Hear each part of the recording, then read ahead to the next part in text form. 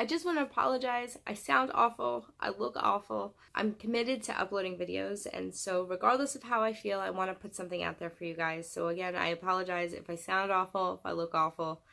It is what it is. So thank you all for understanding.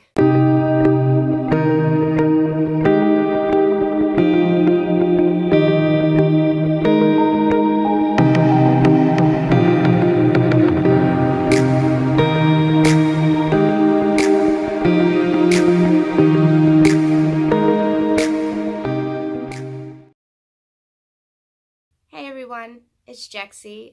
Welcome back to my channel. So I had been going back and forth trying to decide what I would talk about in today's video. Over the last couple days, a lot of conversations have been started in regarding relationships, specifically more intimate relationships in recovery, and the roller coaster ride that those can be. There's a couple different areas of relationships that there are to talk about, so I'm obviously not going to be able to cover them all on this video, but I thought I'd get into a little bit about what relationships are like at the beginning of recovery and how we can have healthy relationships in recovery. Most of us that have been in relationships before getting clean and are in relationships now know that they're very, very different. A lot of times during active addiction, relationships are based off of a mutual need. Whether one person has drugs, you guys use together. There's a million reasons why relationships work in addiction, but they're not generally healthy relationships and the same types of relationships that you want to continue in recovery. So relationships in recovery for a lot of people are the first time that they're really experiencing like real healthy relationships. Depending on how you used and what you used, a lot of times it numbs your feelings for things. And so a lot of us use to cover up feelings, and relationships can be emotionally tumultuous even for regular people. Dealing with those kind of relationships in recovery is a whole nother process in itself. I think a lot of times the first type of relationship that most people in recovery experience are what a lot of people like to call like rehab romances. When you first get clean, you're finally starting to experience feelings that you have been numb to for a really long time. You may not even have realized that you were numb to those feelings. I didn't even have my sense of smell, taste, like all of my senses were dulled. So when I got clean after a couple of weeks, all of those senses started to come back. Like I remember the first time I could smell something again. It was funny actually because my roommate in rehab had used a lot of scented shampoos and soaps. A lot of people didn't want to room with her because they said she smelled too strongly. Not badly, just strong. I didn't smell anything, so I was like, I don't mind, I'll room with her, like doesn't bother me. I mean, she was very sweet. There was nobody had a problem with her as a person, it was just the smell. And I was like, I don't smell anything, so it was fine. And then one day I was sitting in our little cafeteria eating lunch, and she walked behind me, and I hadn't realized that my sense of smell had come back until she walked behind me, and the smell of perfume was so strong I threw up on my lunch. Just to give you an idea, that's how numb my senses were. So when it comes to emotions, it's very much the same. You don't realize how numb you are until you aren't anymore. And so everything feels so much more intense. And when you have these intense feelings, you immediately want, you find love and attraction and lust, and all of those things are super strong feelings that you didn't have before you got into recovery. And so a lot of times when people are going through these feelings all at one time and you put them all together, you have a lot of people trying to get into relationships early in recovery. It's not anybody's fault. It's literally almost like physiological as much as it is emotional, right? You're just feeling things both physically and emotionally that you haven't felt in a long time. So your desire to feel those with somebody else is very strong. It's one of the reasons in recovery that they tell you that it's really a good idea to stay out of relationships for the first year. It sounds almost impossible to do when you first get into recovery, but the reason for that is because it takes about a good year in recovery before you can really get to know yourself, get to know who you are, and it gives you time to adjust to all these feelings and emotions that are coming back. As somebody now who has 6 years clean, I have a whole nother video I can make, specifically talking with my own relationship situations. I was married for 11 years, and last year I had left my husband at the time. Maybe another time I'll go into more specifics on that. Currently, I am in a very healthy relationship with somebody who is also in recovery. What's really great about that is that we both have some time. Again, I have 6 years, he has 5, and what's been really wonderful about that is because we both work a recovery program, we are able to express ourselves and communicate much better than probably a lot of people do. I joke all the time that like people who watch us have arguments probably think we're rehearsing for a play or something.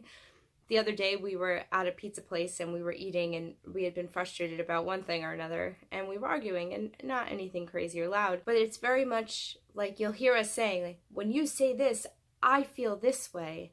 And then the other one responds, I completely understand what you're saying.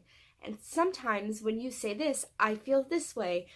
Eventually, after a couple of minutes, we've resolved the issue and we're able to move forward. But from an outside perspective, it must look hysterical. Like, it must look like we're like in some sort of psychology class, like rehearsing how you talk to people. But it works. And it works because we're both in recovery. I'm not sure that I would be able to have a relationship with somebody who wasn't also in recovery. The other complicated type of relationship is when one person gets clean and the other person doesn't. Unfortunately, people who have been in relationships prior, let's say you guys use together and then one person gets clean and the other person doesn't. Unfortunately, no matter how much you want to make those work, those relationships are always going to be dangerous. It's impossible to stay in a relationship and have it be healthy when one person's using and the other person's not. The way I always look at it is that if things are meant to work out, taking that space and getting clean for both of you to get back on track and getting healthy, if it's meant to be, you guys will end up back together later when you're both ready for it. A lot of relationships end when recovery starts. And that's so hard to hear. And I know that most people who are in recovery can tell you about some relationship ending, whether it was before they got clean, maybe the relationship ended because they were using, or maybe the relationship ended because they're a different person now that they're clean. That can be incredibly frustrating. You know, as addicts, we get clean and we want our lives back. We want to be like, look, I'm clean now. Everything's fine. Now we can move forward. Unfortunately, a lot of times we hurt people. And so although we may be feeling better and we know we're doing better, the people in our lives don't necessarily believe that.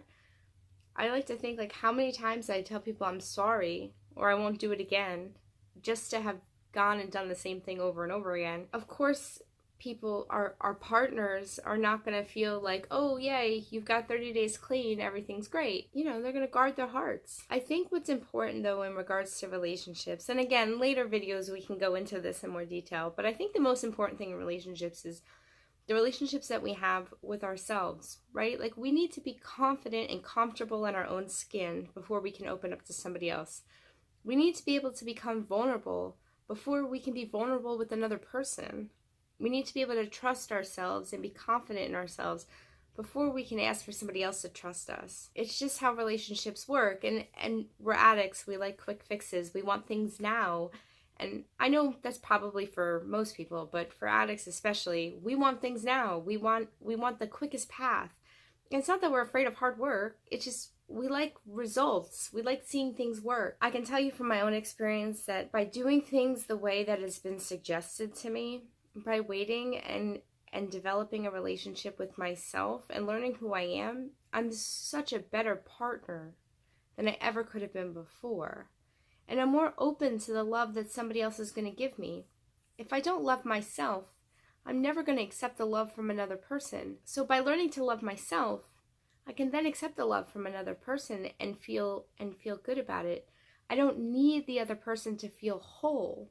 I feel whole on my own. But having another person now just adds to those wonderful feelings I already have. I think a lot of times the mistake people make is they want to feel whole, so they think they need that outside love from somebody else. If that's where you're at, that relationship is never going to work.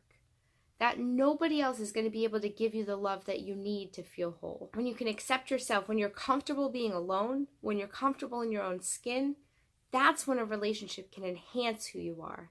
That's when a relationship can make your life be even more exciting. But you can't have a relationship try to fill a void. It just doesn't work. And we see it all the time, especially in early recovery, of people looking to fill the void with relationships. Just hold off. Fill the void with something healthy. Go to the gym. eat right, learn more about yourself. There's a whole lot of healthy ways in which you can make yourself feel better and fill that gap. Take advantage of those things.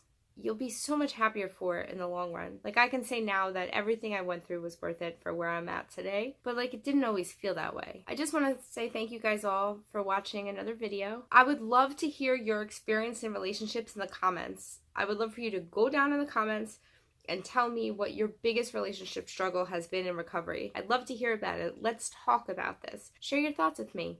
And as always, I hope you guys have a great day, and I'll see you next time.